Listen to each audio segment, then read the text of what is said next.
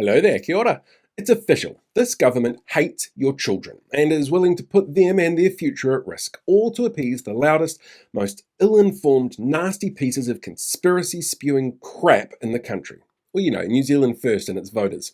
On Tuesday, when an ERO report into the importance of RSE into schools was released, New Zealand First announced in a digital circle jerk how it intended to remove RSE from schools next year as per the NZ First and National Party coalition agreement. A move that makes it much easier for people like Captain Ongoing Name Suppression from a political figure who isn't an MP but affiliated with one of those parties that likes to scream about being tough on crime and the need for real consequences and public accountability for sexual assault on young people, to do what he did.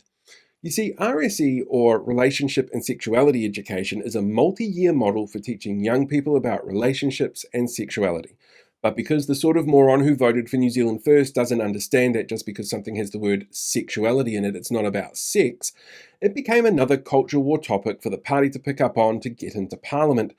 But RSE is designed by experts to slowly introduce concepts and build upon those concepts year on year to help our young people understand complex issues, like how to recognize different healthy relationship types, broad social, cultural, and environmental contexts on well-being. It's a holistic model which involves physical, mental, and emotional, and spiritual and social elements to help young people learn about the world around them and how we fit in, and how each of us is unique and to be respected. For RSE in our schools, it was developed over a number of years, involving huge amounts of research and data to design broad course integrations for an all-of-school approach done by experts. These included access to piles of resources to help educators and to help schools keep parents informed. For a coalition government that keeps saying they want to base decisions on evidence, well, they keep proving time and again how bad they are at that. And the results, well, they've been brilliant, but also problematic for the group of synchronized swimmers from the shallow end of the gene pool who think the word woke is an insult and their third form science class education is more than enough to explain vaccines, chemtrails, and fluoride to the masses.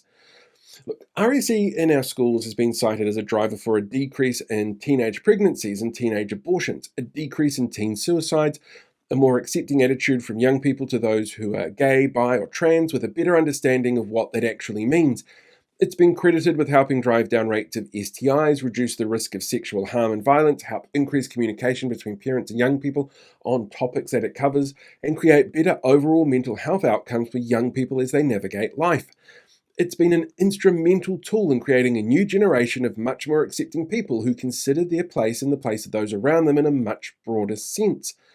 But the conspiracy theorists freak out about it, despite the fact that parents have always had the ability to withdraw their kids from these classes if they aren't comfortable with them, or that parents and schools are often in regular communication around the topics and lesson plans.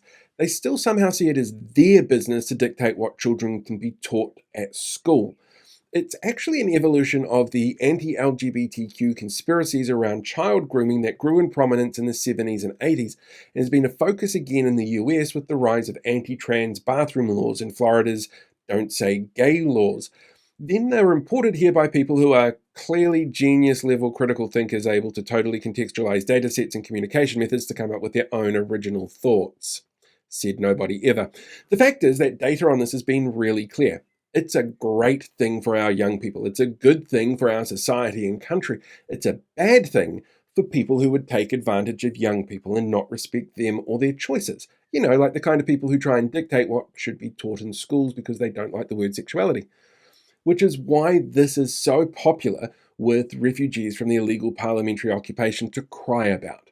And now they're dictating policy which will harm your kids, especially if your child is a member of the rainbow community or doesn't fit the Facebook comment section come to life that is New Zealand First and their definition of normal.